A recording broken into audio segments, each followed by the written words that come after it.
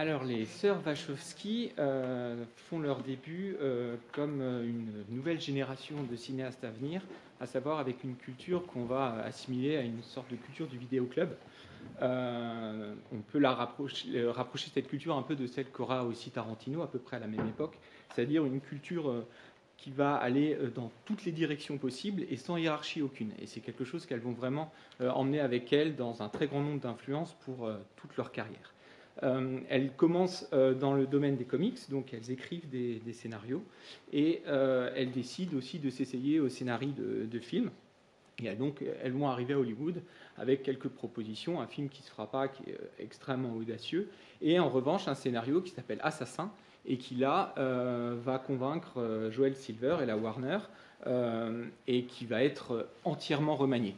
Leur première expérience hollywoodienne est déjà une expérience de désillusion parce qu'en réalité, il y a certaines audaces, il y a certaines propositions dans ce qui est fait. Et en fait, une fois que le scénario est accepté, il va y avoir une réécriture intégrale et on va aboutir à un film de Richard Donner avec Antonio Banderas et Stallone qui est tout ce qu'il y a de plus convenu et qu'elles veulent absolument désavouer. Et elles veulent d'ailleurs ne plus être créditées au générique.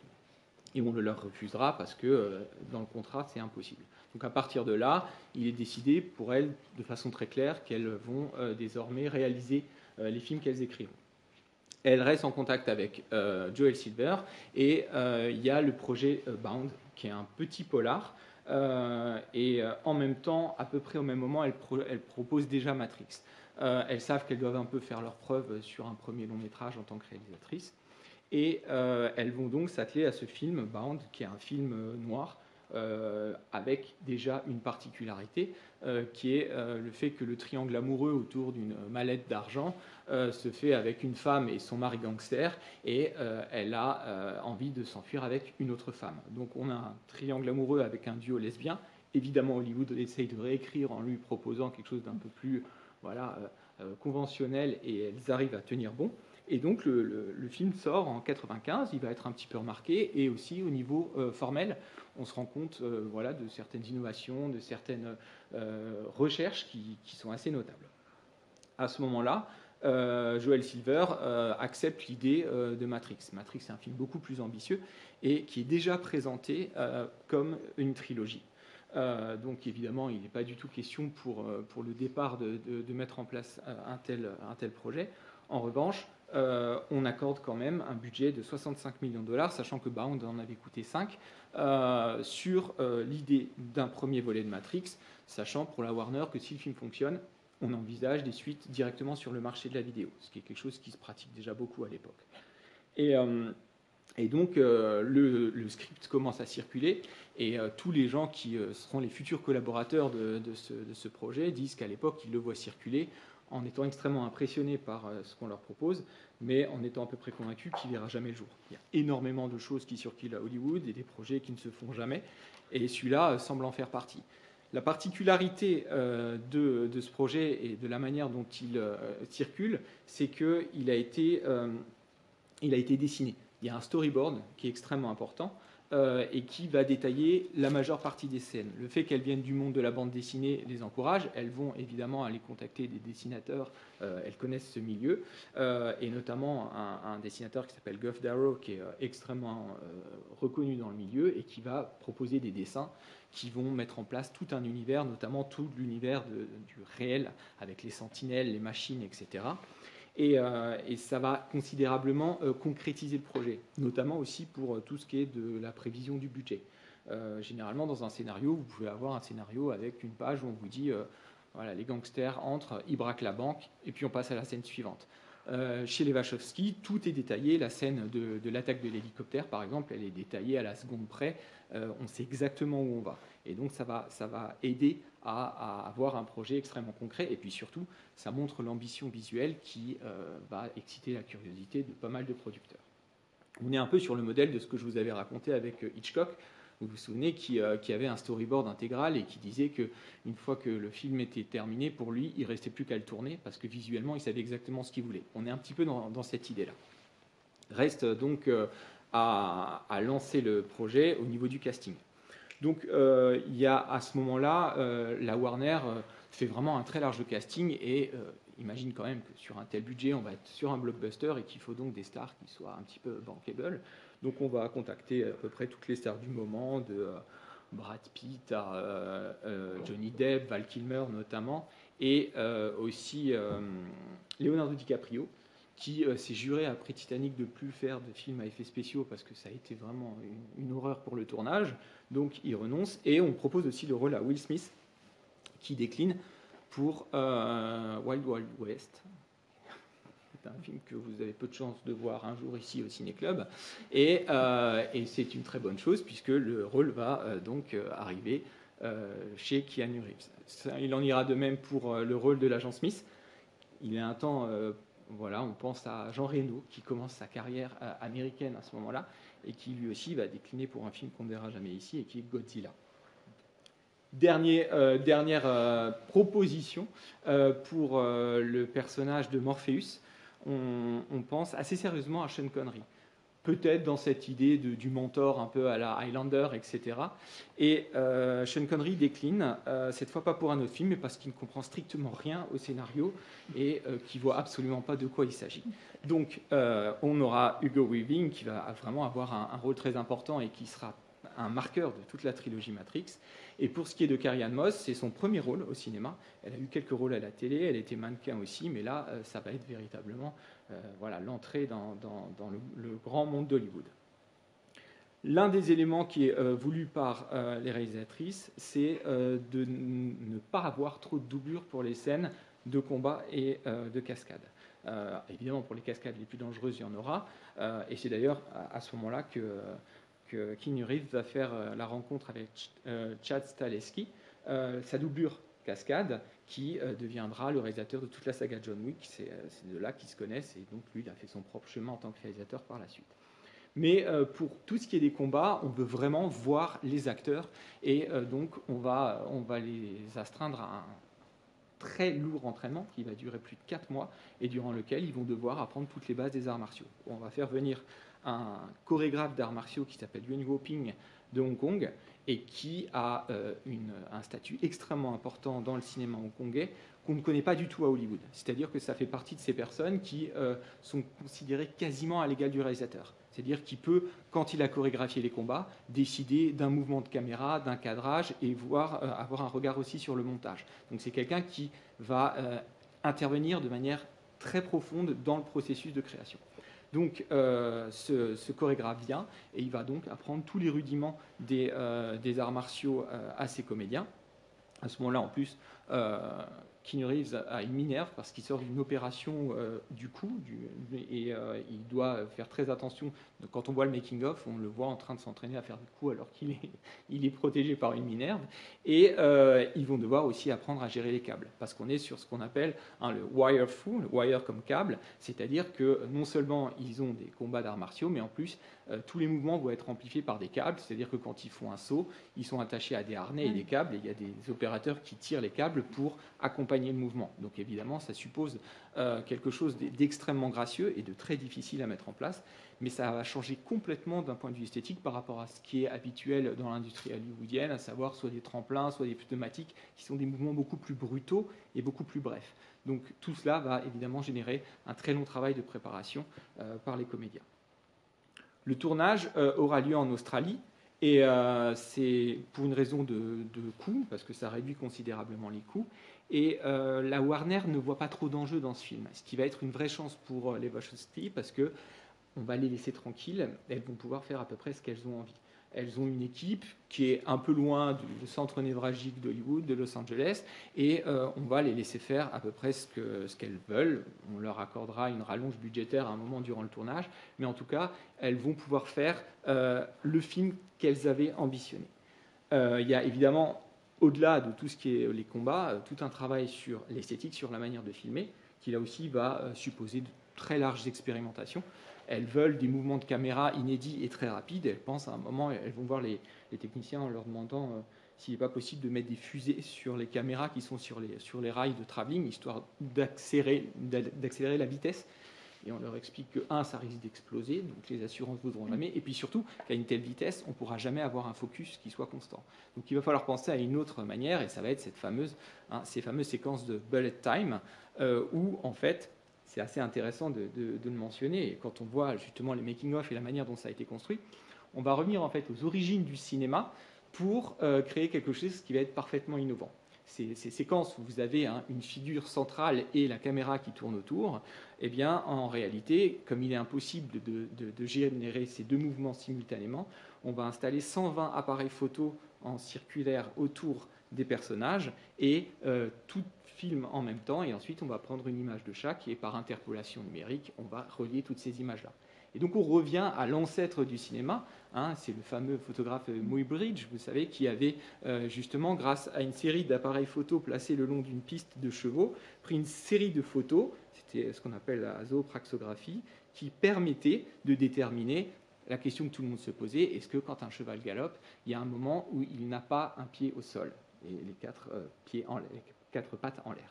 Et donc, on revient vraiment à cette idée-là, même si, évidemment, au niveau de la définition de l'image et puis de la fluidité entre les plans, on va pouvoir faire pas mal de choses grâce au numérique. Donc, il y a toutes ces innovations qui vont être mises en place. Le film sort donc en 1999, et il faut noter une chose qui est assez importante pour la sortie de ce film et des films suivants, c'est que les Wachowski obtiennent une clause particulière dans leur contrat qui stipule qu'elles ne sont pas astreintes à la promotion de leurs films et qu'elles n'ont pas besoin d'aller sur tous les plateaux, raconter, décrypter, expliquer et vendre leurs films. Ce qui est quelque chose qui va être très important dans la réception de ce film et des suivants. Donc le film sort de nulle part réellement, il n'y a pas vraiment d'annonce, et il y a une bande-annonce qui est très étonnante parce qu'elle propose des images qu'on n'a jamais vues nulle part. Personnellement, je me rappelle vraiment de cette bande-annonce où je m'étais demandé de quoi il s'agissait. On ne savait pas si c'était du film d'horreur avec cette bouche cousue, par exemple. On voyait qu'il y avait de l'action, mais on sentait qu'on manquait de repères en fait par rapport à ça parce qu'on ne savait pas à quel genre astreindre ce film, à quel genre le rattacher. Et le blockbuster attendu cette année-là, c'est La Menace fantôme, film que vous ne verrez jamais ici non plus, et qui vraiment là concentre toutes les attentes, et justement c'est le retour de la saga Star Wars, etc. Et donc lui c'est l'outsider, et il va avoir un succès absolument colossal auquel n'était pas du tout préparé la Warner, et qui va être un réel phénomène du point de vue justement de tout ce qu'il provoque comme étonnement d'un point de vue esthétique, et évidemment aussi du point de vue de toutes les thématiques qu'il va brasser. On décide donc à ce moment-là de lancer la suite des films et qui seront prévus en salle. Et donc les films sortiront en 2003, donc 4 ans plus tard. Les films 2 et 3 sont tournés au même moment, l'attente est absolument colossale.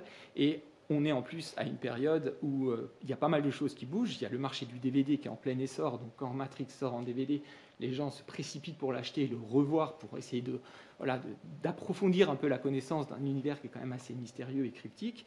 Et vous avez aussi l'essor à ce moment-là sur Internet des forums où les gens échangent, devisent, dissertent et surtout font des tas de conjectures sur la suite. Ce qui va donner lieu à des attentes démesurées et beaucoup de colère d'une grande partie des fans à la sortie du 2, qui est une entreprise de déconstruction assez méthodique de tout ce qu'on avait pu établir dans le 1, et ça va vraiment polariser des fans qui seront soit à les défendre, assez minoritaires, et puis une grande masse qui ne sera pas du tout contente de ce vers quoi on se dirige, et qui le sera encore moins au 3. Donc en 2021, donc 17 ans après le 3, un quatrième opus sort. Cette fois, il n'est réalisé que par Lana Wachowski et qui va, là encore, aller encore plus loin dans l'entreprise méta et dans la déconstruction du mythe, mais j'en reparlerai très brièvement un peu plus tard. Il est à noter aussi que le film que vous avez vu ce soir est signé dans sa dernière image par les Wachowski Brothers, qui sont donc à l'époque 2 frères et qui ont chacun entamé leur transition de genre. Donc Lana en 2012 est devenue donc une femme, et ensuite sa sœur en 2016. Donc aujourd'hui, nous on parle évidemment des sœurs Wachowski, mais c'est une transition qui s'est faite après la sortie du film et même après la trilogie. Et c'est un élément qui a aussi beaucoup de sens dans pas mal de thématiques qui sont celles de ce film. Donc, si on veut un peu essayer de voir les différentes thématiques inhérentes au film, faut faire du tri. Hein. C'est un film qui a été abondamment commenté. Pour vous dire, la documentation à laquelle j'ai eu accès, elle est encore plus importante que quand j'avais préparé 2001 l'Odyssée de l'espace, c'est dire. Et c'est une espèce de puits sans fond, c'est-à-dire que vous avez des commentaires dans tous les sens. Il y a des gens qui vont vous faire des livres entiers en vous lisant juste un angle, puis d'autres qui diront à peu près l'inverse aussi. Donc, ce qui est évidemment, je ne vais absolument pas vous faire une liste de toutes les théories et toutes les exégèses. Ce qui m'intéresse, c'est justement de vous montrer un film qui a marqué son époque et pourquoi, justement, c'est un film qui reste ouvert et qui peut concentrer un grand nombre de contradictions. Le premier point qui me semble intéressant d'aborder, c'est la question extrêmement simple et qui reste encore dans le carcan du scénario hollywoodien, qui est celui du récit initiatique. Hein, si vous regardez, on a l'histoire d'un personnage qui va très clairement devenir un héros. Un personnage qui, au départ, est quelqu'un de perdu. La première image qu'on voit de Neo, c'est celle de quelqu'un qui est dans son appartement entouré de machines. Vous avez ces très beaux plans en plongée, hein, on le voit quasiment encerclé par toutes les machines qui sont les siennes, et qui n'existe que parce que les écrans reflètent sur lui. Il a le visage à moitié dans l'ombre, et on semble quelqu'un de perdu. La séquence suivante, quand il est au travail, accentue encore cet élément. Il y a un très grand travail sur le son, hein, qui insiste sur ces raclettes un petit peu ridicules, qui le montrent comme s'il était dans une sorte de bocal géant, dans un aquarium. Et ensuite, toutes les images de lui dans l'open space, qui n'est pas très open justement, insistent sur l'exiguïté, sur le fait qu'il fuit de manière assez ridicule, accroupi, comme une espèce de souris dans un laboratoire. Et on va vraiment ajouter à cela le fait qu'ensuite il se retrouve face à sa première réelle épreuve, qui est celle de passer dans le vide, et il échoue. Donc on a vraiment un point de départ qui montre quelqu'un qui n'est pas en pleine possession de ses moyens. Et d'ailleurs, hein, quand il parle au type à qui il vend la disquette, il lui dit, si jamais tu te fais choper, l'autre lui dit, oui, je sais, tu n'existes pas. Effectivement, c'est quelqu'un qui n'existe pas. D'ailleurs, il ne comprend pas, il dit, je ne suis personne, j'ai rien fait. Donc il y a toute cette thématique du néant. Tout le film, au départ, hein, vous montre un univers qui va être filmé comme une sorte de gigantesque prison. Dans la scène de la boîte de nuit, vous avez les cages, ensuite vous avez tous les éléments, et ça va très loin dans le film. À chaque fois qu'ils redescendent dans la matrice, on vous montre un univers dans lequel vous avez des parcours, des fuites, puisque quand on est face à un agent, on doit fuir, et dans des couloirs extrêmement réduits, et un monde qui en plus peut se modifier pour devenir une sorte de labyrinthe duquel on ne peut pas sortir. Hein, quand on tire un rideau, par exemple, on se retrouve devant un mur de briques. Donc on insiste vraiment sur cet enfermement. Et l'initiation de Neo va consister à d'abord passer par, pour prendre le vocabulaire un peu de l'ordinateur, de l'informatique, par un reset, un effacement, avec cette scène extrêmement blanche quand il se retrouve dans la salle d'interrogatoire, hein, là aussi où il est emprisonné par tous les moniteurs, et ensuite le blanc immaculé à l'intérieur de la matrice, cette fois générée par les résistants, et dans lequel on va pouvoir commencer à reconstruire et à remettre des choses en place qui vont qu'il va pouvoir s'approprier d'une certaine manière. Et tous les actes de Neo, durant tout le film, consistent en réalité à briser des cloisons. Le premier, évidemment, c'est cette membrane lors de cette espèce de naissance, hein, où il va la déchirer pour pouvoir sortir de sa condition. Et ensuite, on va à chaque fois montrer comment il va prendre un espace supplémentaire à l'espace qu'il avait auparavant. Quand il fuit derrière les murs, par exemple, on voit vraiment la manière dont il a trouvé une issue et une porosité dans l'espace, et ensuite on le voit qui va, on détruit tout ce hall avec toutes les colonnes qui sont complètement mangées, par exemple, et puis vous avez aussi évidemment cette image lorsqu'il va mitrailler toute la façade du building depuis l'hélicoptère, où vous avez des éléments qui sont de plus en plus vastes et qui va lui rompre pour pouvoir créer justement un nouveau mouvement, une nouvelle trajectoire. Il faut quand même préciser, et c'est particulièrement vrai dans ce premier opus, que Neo est toujours accompagné, en permanence. Et c'est quelqu'un qu'on prend littéralement par la main, qu'on va chercher, et Trinity, de ce point de vue-là, a un rôle très important. Et en fait, il polarise une série d'émotions qui font qu'on projette sur lui ce qu'il doit devenir. Vous allez avoir la foi de Morpheus, vous allez avoir l'amour de Trinity et la haine aussi de Smith, qui d'ailleurs transforme progressivement Smith en une non-machine, puisqu'il commence à en avoir assez, il commence à ressentir des émotions qui font qu'il va devenir, dans l'opus suivant, justement, un virus dans la machine, une anomalie de lui-même, parce qu'en fait, il échappe à ce système qui est normalement fondé uniquement sur la logique. Au sein donc de cette initiation-là, on va avoir cette découverte majeure qui est celle donc, du rapport au réel. Donc c'est évidemment le motif d'une certaine forme d'inquiétude. C'est un thème qui, à la fin des années 90, est vraiment dans l'air du temps. Hein, sur l'année 98, vous avez The Truman Show qui sort et qui finalement aborde à peu près la même question, à savoir d'un univers de fiction créé cette fois autour d'une seule personne, mais qui ignore qu'elle en est le cobaye et qui est observé, et on tire profit de sa condition-là. Vous avez aussi Dark City, qui est un film qui sort un an avant Matrix.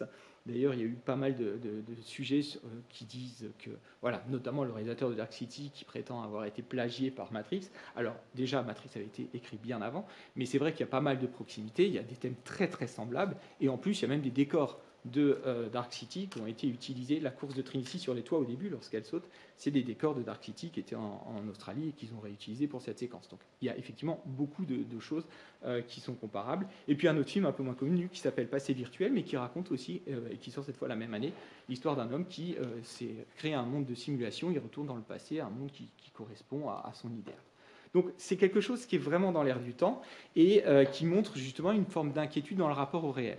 Alors évidemment, la question, elle est d'abord philosophique. On a tous évoqué au moment de la sortie de ce film cette fameuse allégorie de la caverne de Platon, hein, et cette idée comme quoi les hommes seraient victimes d'illusions.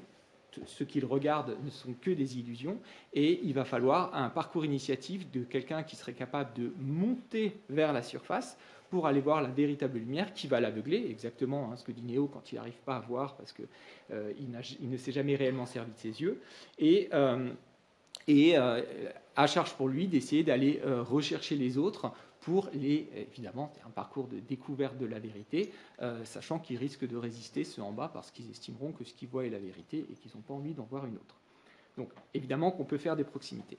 Et on a une autre beaucoup plus récente dans l'histoire de la philosophie, et qui là est vraiment très importante, c'est l'œuvre de Jean Baudrillard qui s'appelle Simulacre et simulation, et qui est sortie en 1981.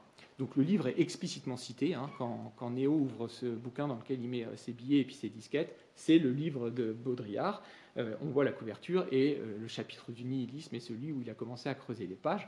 Donc les références sont très claires. De la même façon, Morpheus, lorsqu'il dit « bienvenue dans le désert du réel », c'est une phrase issue directement du livre de Baudrillard. Je ne vais pas vous résumer le bouquin. L'idée est simplement de voir la pensée résumée très grossièrement de Baudrillard, qui consiste à dire que les hommes, la civilisation, plus elle avance, plus elle va créer des simulacres, c'est-à-dire des symboles qui renvoient à d'autres réalités, au point de finir par en oublier la réalité en question. Vous avez une nouvelle de Borès qui parle de cette histoire de la carte et du territoire. C'est une civilisation qui a envie de répertorier de manière cartographique le plus fidèlement possible son empire, et qui finit par aboutir à une carte à l'échelle 1 qui recouvre l'empire. Et donc, la carte, elle est tellement fidèle qu'elle finit par oblitérer le réel qui est en dessous. Voilà une image qui correspond exactement à ce qu'est cette théorie, justement, de Baudrillard.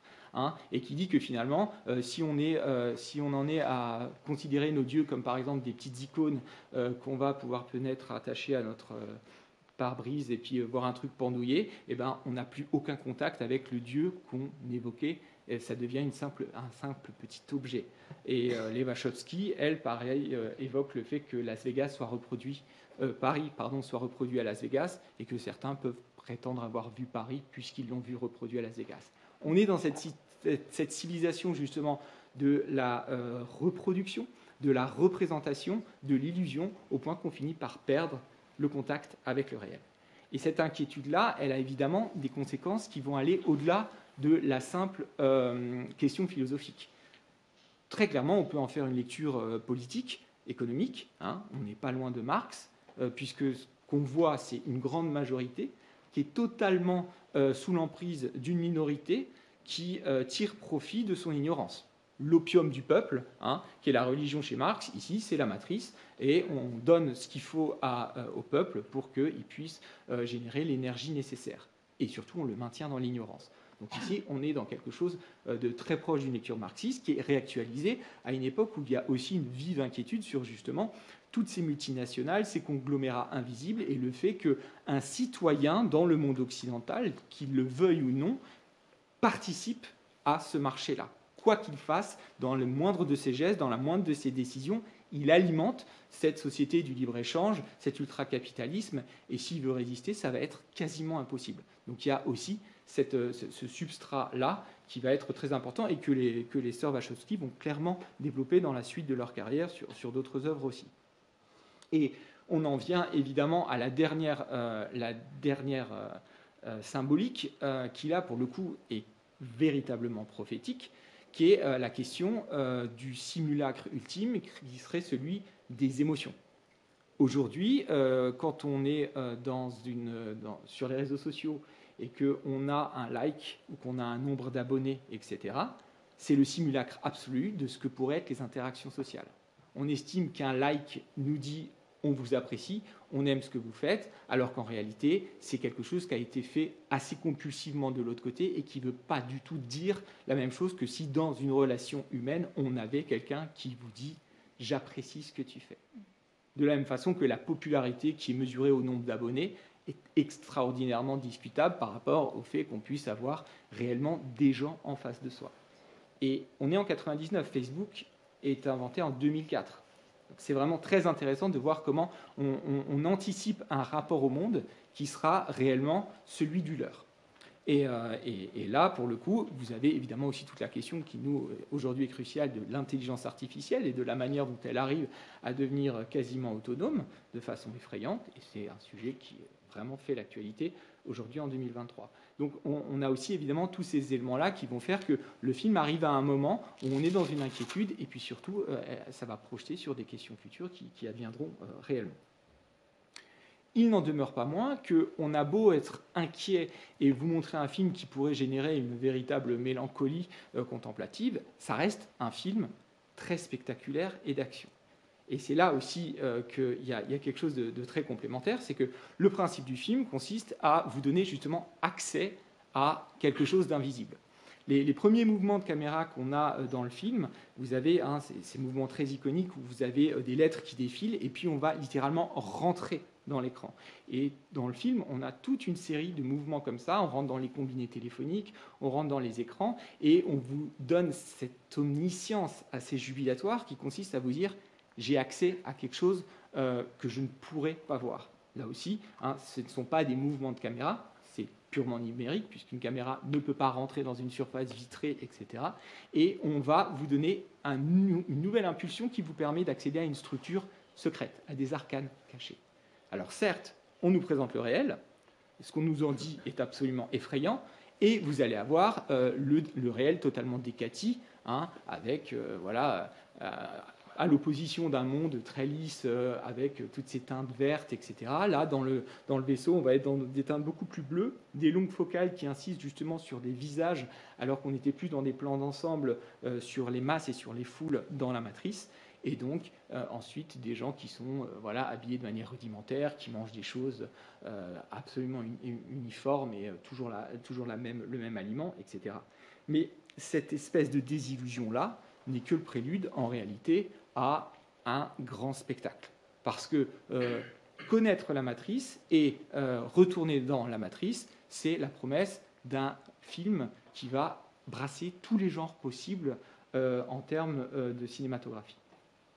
Le premier genre qu'on convoque, ce sont des genres assez classiques. On va avoir le film noir, toute la première partie joue vraiment beaucoup sur cette esthétique. Si vous regardez, on est dans une esthétique quasi expressionniste, avec des plongées extrêmement fortes ou des contre-plongées. Cette ville nocturne dans des lumières très sombres, des contrastes très forts avec les lumières, de la pluie permanente, des voitures qui semblent appartenir un peu aux années 50. De la même façon, ces agents en noir font un peu penser aux films des années 50 avec les agents du gouvernement ou des années 60 qui veulent protéger des secrets sur les ovnis, ce genre de choses. Il y a toute une esthétique qui renvoie clairement au film noir.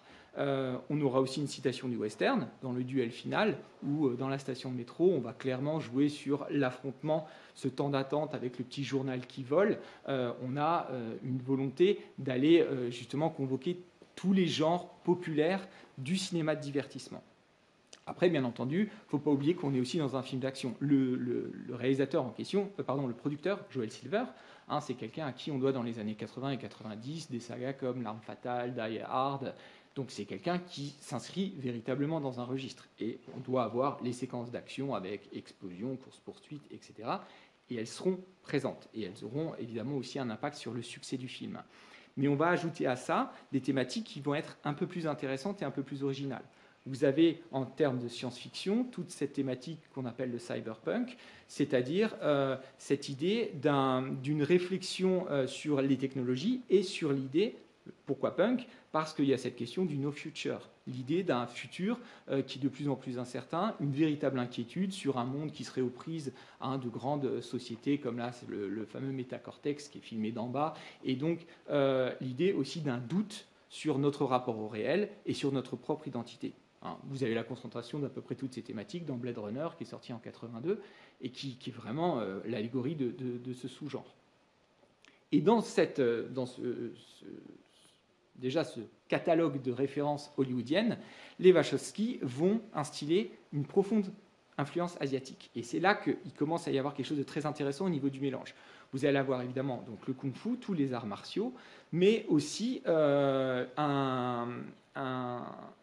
des résonances avec le polar hongkongais des années 90, et notamment d'un réalisateur qui s'appelle John Woo, où on va vraiment retrouver un travail sur les ralentis, sur toutes ces fusillades extrêmement chorégraphiées. Le plan où l'agent Smith et Neo se retrouvent avec chacun un flingue braqué sur la tempe de l'autre, ça c'est typiquement une citation des grands films iconiques qu'on peut avoir chez John Woo. Et à cela s'ajoute aussi le manga. C'est un genre qui n'est pas encore très connu à l'époque, mais les Wachowski ont une référence ultime qui est sortie en 1995, qui est un animé donc japonais qui s'appelle Ghost in the Shell de Mamoru Oshii et qui est un film extraordinaire, un film d'animation, et qu'à l'époque très peu de gens connaissent. Et quand elles présentent le film Matrix à Joel Silver, elles leur disent on veut faire Ghost in the Shell en prise de vue réelle. Et effectivement, il y a de très nombreuses proximités. Il y a vraiment une série de clins d'œil dans le film. Le défilement des chiffres verts sur l'écran, c'est dans Ghost in the Shell. De la même façon, la manière dont les agents peuvent sauter, se réceptionner en cassant un petit peu les dalles par l'impact de leur réception, c'est aussi dans Ghost in the Shell. Les gens connectés avec des espèces de prises comme ça dans le cou, on le retrouve dans le film. Et la scène où vous avez tous les colonnes qui sont réduites à des trognons de pommes à cause des impacts de balles, c'est aussi issu de ce film-là. Même le tir à la fin, quand il tire sur les pastèques, ça dure quelques secondes, mais là aussi, c'est une référence, un intertexte extrêmement clair par rapport à Ghost in the Shell. Donc ces éléments-là sont des références qui vont être très présentes. Et le film est, de ce point de vue-là, ultra référentiel en permanence. C'est-à-dire que vous allez aussi avoir des références à la littérature. Vous avez Alice au Pays des Merveilles, par exemple, qui est souvent évoquée, à la Bible, évidemment. Le Christ est très souvent mentionné, de la même façon que vous avez la question de l'élu, et même les noms vont là aussi devenir des réceptacles de multiples interprétations, puisque Morpheus renvoie au rêve, ce qui est un peu paradoxal puisqu'il est celui qui réveille Néo, mais qui peut-être l'endort sur d'autres sujets. Trinity, qui au départ est dans la chambre 303, et alors là, pour le coup, ça devient une espèce de bougeoir à toutes les interprétations possibles, et il y a plein de gens qui se sont perdus dans des tas de conjectures sur tout ce que voulaient dire ces choses-là.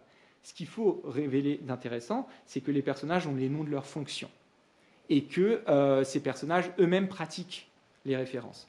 On évoque aussi le magicien d'Oz, par exemple, avec le Kansas.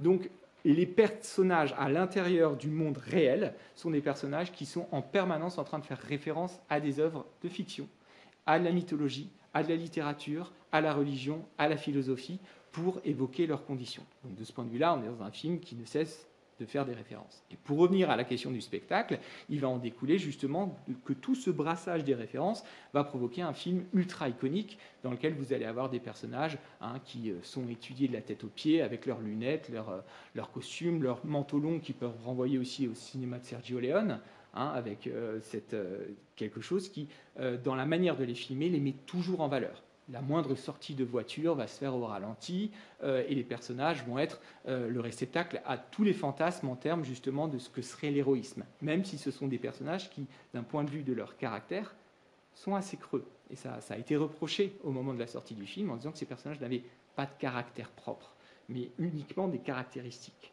comme s'ils étaient des simulacres de personnages d'une certaine manière. Donc tous ces éléments-là vont conduire aussi à une autre euphorie d'un autre média qui est celui du jeu vidéo. À l'époque, en 1999, le jeu vidéo commence à être vraiment dans l'industrie un sérieux concurrent du cinéma. Et le cinéma, qui n'a rien compris aux jeux vidéo, va essayer d'adapter des jeux vidéo en film, et ça va être des bides à chaque fois. Puisqu'en gros, on va justement prendre des figures, et les gens les connaissent du jeu vidéo, et on va les mettre dans une histoire totalement formatée, ça donnera strictement rien. Pourquoi Matrix est intéressant? Parce que justement, ce n'est pas l'adaptation d'un jeu vidéo. Il y aura des jeux vidéo après Matrix de ce film-là, mais c'est un film sur l'expérience vidéoludique. Et c'est là qu'on va avoir justement l'idée de montrer ce que c'est que l'immersion dans un monde virtuel et l'euphorie que ça peut produire, par justement des propriétés spécifiques qui sont notamment l'abolition de l'espace. Si vous regardez la manière dont on va justement abolir la pesanteur, on a des règles qu'on peut enfreindre. Il explique lors de cette très belle séquence où justement ils se battent ensemble pour s'entraîner.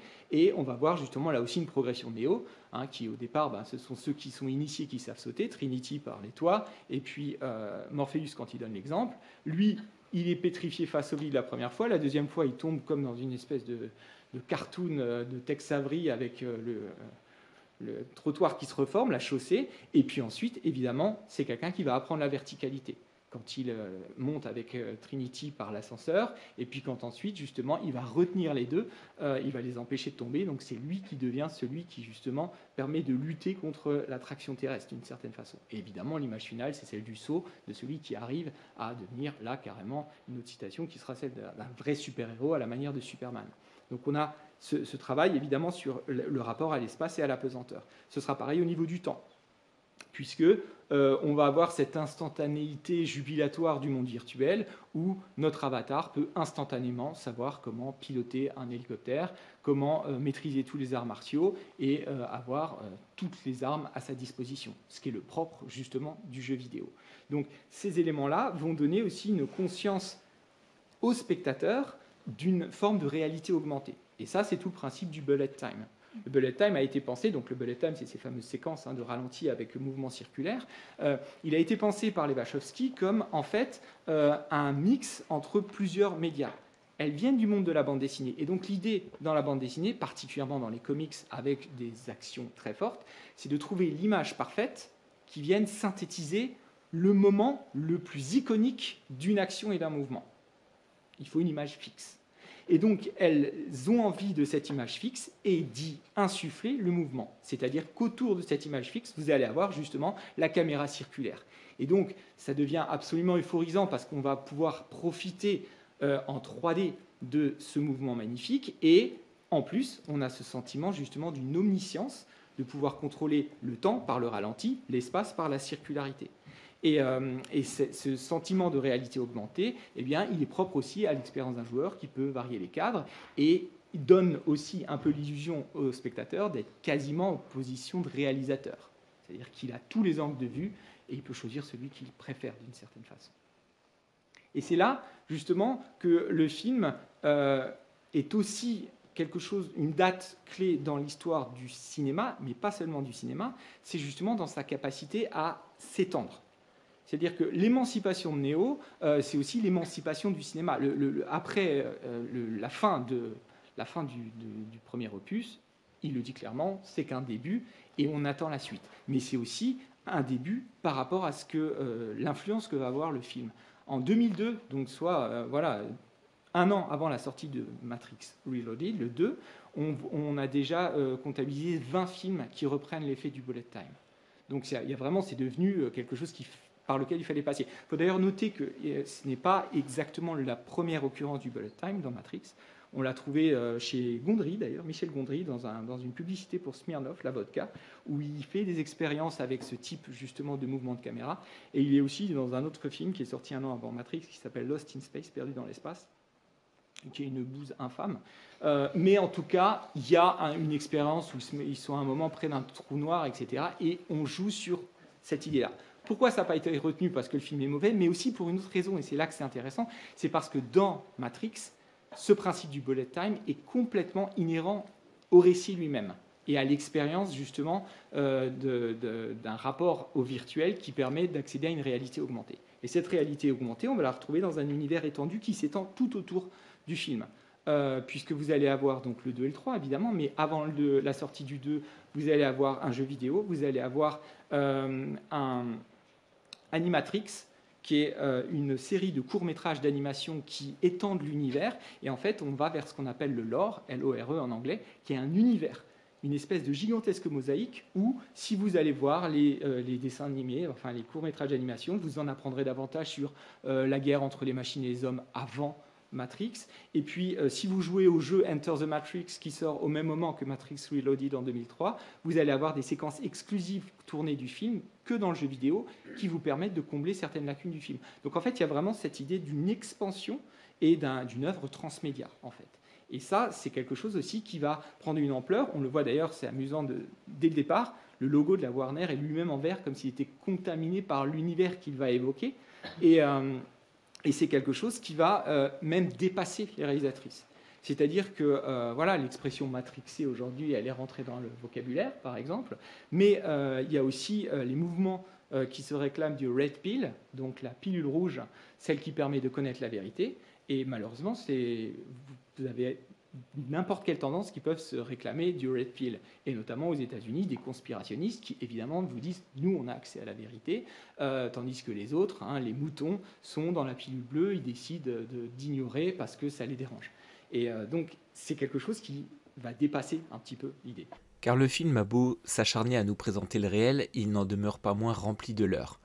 Si on regarde, on a une thématique omniprésente du reflet durant un très grand nombre de séquences. Bien entendu, tous ces personnages et leurs lunettes qui donnent l'illusion de parler à quelqu'un, mais c'est surtout la personne qui va se voir lui-même. On revient à cette fameuse « connais-toi toi-même », mais aussi les surfaces réfléchissantes des buildings ou de la cuillère, par exemple, qui évidemment là aussi renvoie à une question d'identité. La cuillère n'existe pas de la même manière que d'une certaine manière Neo n'existe pas. Dans le reflet du rétroviseur de la moto aussi. Tous les personnages sont systématiquement à l'intérieur de la matrice avec des lunettes de soleil. Ce sera d'ailleurs une espèce de quête de Neo que d'avoir sa propre paire à la fin et de briser aussi d'ailleurs celle de l'agent Smith avant de le mettre hors d'état de nuire. Mais cette idée du leurre, elle est aussi à l'intérieur du réel. La façon dont parle Morpheus à Neo insiste toujours sur le fait que Neo se regarde lui-même lorsqu'il choisit les pilules, la pilule rouge en l'occurrence. Et la présentation même du réel pose problème. Il faut aller à l'intérieur de l'écran. Vous regardez d'ailleurs que le téléviseur, sur lequel il est écrit Deep Image, renvoie à cette espèce de leurre d'une image profonde, alors qu'en réalité le réel est présenté à travers un écran de télévision et qu'on ne le verra jamais réellement. Donc on a une série de leurres qui est extrêmement intéressant et qui montre aussi certaines fausses pistes qu'annonce les sœurs Wachowski et qui seront largement exploitées et explicitées dans la suite de la trilogie. Et c'est là aussi que ça devient assez intéressant et un peu inquiétant, c'est que les fans se sont tellement appropriés l'œuvre qu'ils en ont justement voulu à ce que l'œuvre est devenue. Et de ce point de vue-là, je ne vais pas vous parler du 2, du 3, ni du 4, mais si on regarde l'évolution, les sœurs Wachowski ont fait exactement ce qu'elles avaient prévu depuis le début, et elles savaient qu'elles allaient décevoir les attentes, parce qu'on a un super-héros à la fin du 1, et au début du 2, on a un mec qui ne sait pas ce qu'il doit faire. Et on va avoir une remise en question. Il n'y a pas d'oracle, il n'y a pas de prophétie, et le rôle même de l'élu est quelque chose qui est déjà intégré au système de la matrice. Et donc tous ces éléments-là vont faire qu'il va y avoir une profonde déstabilisation d'un public qui se pensait intelligent parce qu'il avait vu un film philosophique, mais qui voulait qu'il reste quand même dans le cadre du formatage hollywoodien. Et ce n'est pas ce qui va se passer dans les suivants. Et si vous regardez Matrix 4, qui est un film très méta et qui règle beaucoup de comptes avec l'industrie, qui n'est donc réalisé que par l'ANA, vous voyez que les vrais méchants dans Matrix 4, ce sont ces gens qui veulent absolument maintenir le système. C'est Morpheus qui dit dans le 1, les gens sont tellement dépendants du système qu'ils vont finir par se battre pour le maintenir tel qu'il est, au lieu d'être libérés. Et bien dans le 4, vous avez des gens qui se transforment en espèces de bombes humaines et qui sautent des toits pour empêcher les deux électrons libres que sont Trinity et Neo, et qui sont clairement les spectateurs. Les spectateurs qui ne veulent pas que les choses bougent et qui ne veulent pas que l'œuvre évolue et qui ne veulent pas qu'on sorte des codes. Donc Matrix, l'univers étendu, est devenu lui-même une sorte de matrice, et à l'intérieur, on va pouvoir recréer des simulacres et des mauvaises interprétations. Et c'est vrai que là, on aboutit à un paradoxe qui est assez perturbant.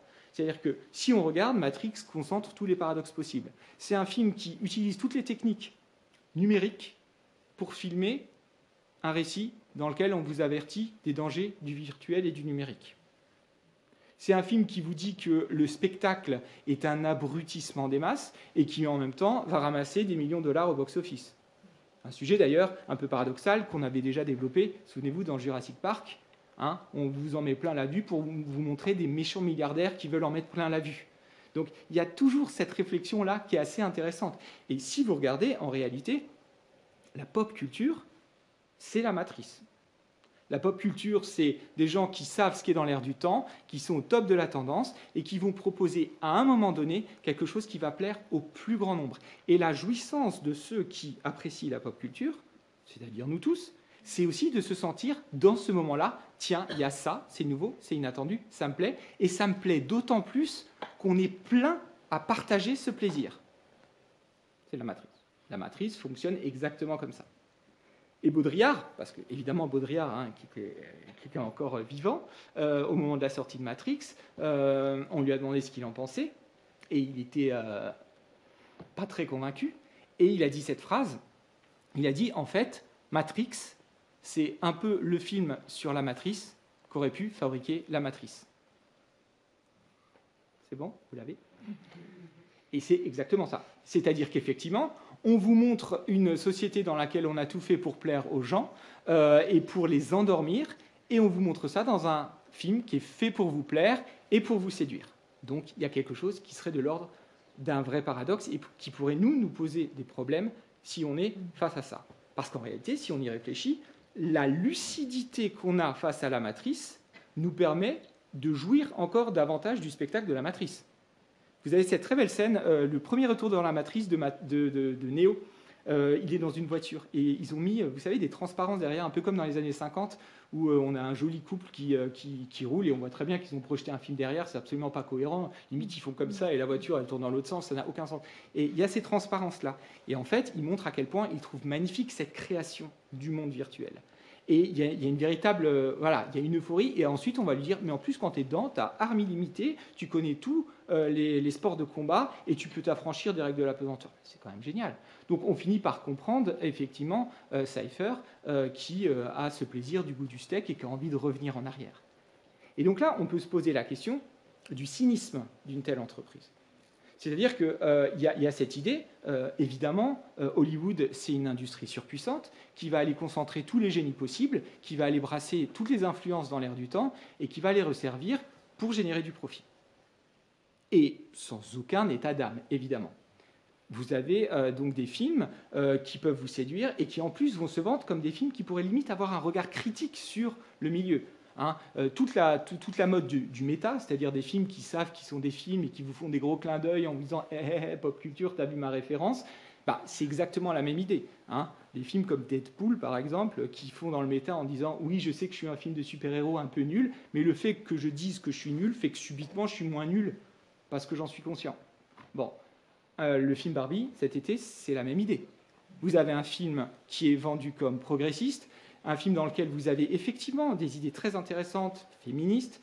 Vous avez des coups qui sont portés à l'industrie Mattel, qui seraient des méchants capitalistes, etc.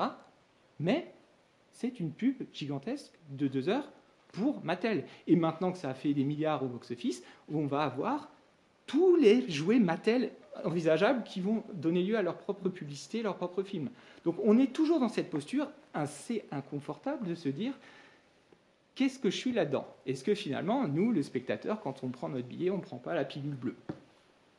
Et c'est là-dessus que je veux terminer. C'est comment résoudre ce paradoxe-là, avec des petits éléments qui sont quand même très intéressants de la part d'Esther Wachowski. Déjà, vous montrez que les résistants, dans leur vaisseau, c'est encore des spectateurs.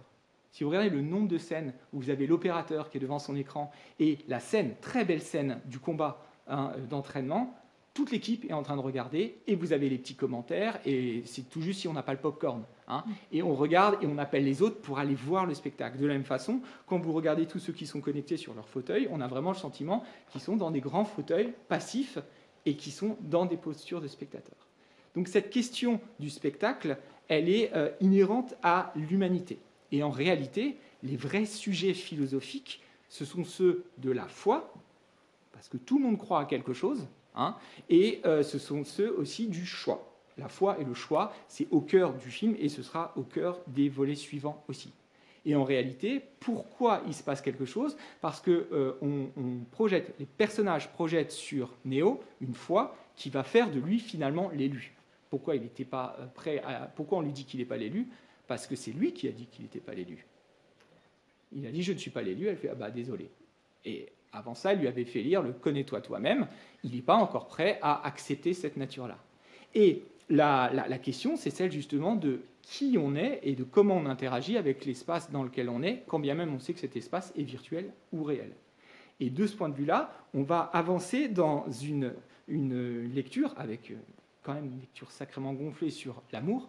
Il faut oser, tu ne peux pas être mort parce que je t'aime, donc La Belle au bois dormant, mais inversé, c'est Trinity qui embrasse celui qui est en train de dormir, et vous allez avoir Trinity, là, son nom, c'est aussi la troisième voie. C'est-à-dire que là aussi, plusieurs fois dans le film, on vous dit, mais c'est pas vrai ou faux. C'est pas, il n'y a pas 2 voies seulement, il y a aussi peut-être des voies annexes. Et c'est ces voies annexes qui auront beaucoup d'importance aussi dans les volets suivants, qui font qu'il y a peut-être souvent une 3e voie. Et là va se jouer quelque chose sur cette thématique de l'amour et du sentiment qui définit en réalité ce qu'est l'homme. Les machines sont logiques, très clairement.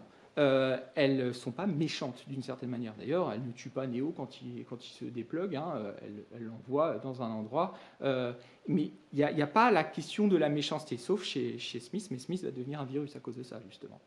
Et l'homme, quelle est sa spécificité, qui est décrit évidemment comme sa faiblesse? C'est le fait qu'il puisse aimer, imaginer et avoir des sentiments. Et en réalité, c'est sa force et sa singularité. Et qu'il puisse croire des choses qui soient impossibles, comme avoir la foi, tu seras l'élu, je t'aime, etc. Et cette conviction que prétend l'oracle, c'est quelque chose justement de purement irrationnel. On sait quelque chose quand on le ressent. C'est comme le fait d'être amoureux. Et à partir de là, on va avoir quelque chose qui va être de l'ordre de quelque chose qui s'ajoute au blockbuster et qui est celui de l'idée de la beauté. Le plus beau des combats du film, c'est un combat entre Morpheus et Neo. C'est un combat où ils sont ensemble. Et à la fin de la trilogie, il y a vraiment l'idée d'être ensemble, et à la fin du 4 aussi. L'idée justement d'une harmonie. Et il est beau aussi parce qu'en réalité, ils coordonnent leurs mouvements, et il y a quelque chose qui est beau et qui fonctionne. Et si vous regardez aussi, du point de vue des initiations Neo, Neo ne fait pas que briser les cloisons, il les courbe aussi. Et vous avez des mouvements, vous avez ces ondulations, par exemple, avant l'explosion sur le building, mais vous avez aussi, à un certain nombre de moments, et même quand Neo a la conscience d'être véritablement l'élu, eh bien, il y a vraiment une courbure, une espèce de respiration du monde autour de lui avec lequel il fusionne, puisqu'il voit la matrice, il en fait partie, et c'est la raison pour laquelle il va pouvoir rentrer à l'intérieur de Smith. Donc on a vraiment ici quelque chose qui est de l'ordre de la courbure, et qui va créer justement cette voie annexe dans un monde qui pourtant est parfaitement logique des machines. Et ces machines, elles ne peuvent pas comprendre la courbe. Et là, évidemment, il faut faire un rapprochement avec cette contre-culture propre au Sir Wachowski et à cette question de la transition. C'est-à-dire qu'on peut évidemment faire une lecture a posteriori, évidemment, mais quand même sur cette idée d'un monde dans lequel, justement, la binarité n'existe pas. Vous avez Neo qui lui-même a 2 identités. L'acharnement de Smith à l'appeler Mr. Anderson, et à la fin il lui dit « mon nom est Neo », c'est vraiment cette histoire du dead name qu'on peut pratiquer justement par rapport aux personnes transgenres en leur rappelant leur ancienne identité, l'idée de mourir et de renaître sous une autre forme avec laquelle on serait enfin en harmonie avec soi-même parce qu'on se connaît, ça peut évidemment faire référence à cette trajectoire-là. Et certains sont même allés jusqu'à dire que les red pills, c'est aussi les pilules de traitement hormonal pour la transition. Donc il y a de nombreuses lectures qui vont de ce côté-là. Mais ce qui est intéressant, c'est justement cette idée de courber et de montrer qu'en réalité, ce qui les intéresse, c'est l'idée du choix et l'idée de la conscience. Ce n'est pas le fait de savoir, c'est le fait de ressentir. On peut connaître le chemin, mais en fait, il faut savoir l'arpenter. Et donc on revient finalement à l'expérience du spectateur. Donc oui, c'est vrai qu'on prend la pilule bleue quand on va voir Matrix, mais on la prend en ayant choisi de la prendre. Et cette expérience du spectateur, ça reste encore un choix. Parce que si vous écoutez exactement ce que dit Morpheus quand il donne la pilule bleue, il dit « si tu prends la pilule bleue, tu te retrouveras chez toi » et il dit « you may believe whatever you want ». Donc si on peut croire ce qu'on veut, on continue de choisir. Et ça, c'est nous, spectateurs, face à ce qu'on nous propose. Et dans notre expérience de spectateur, on choisit ce qu'on nous offre et on choisit aussi justement d'être ouvert non seulement au formatage du blockbuster, mais aussi aux déconstructions futures que seront les volets 2, 3 et 4. Merci de votre attention.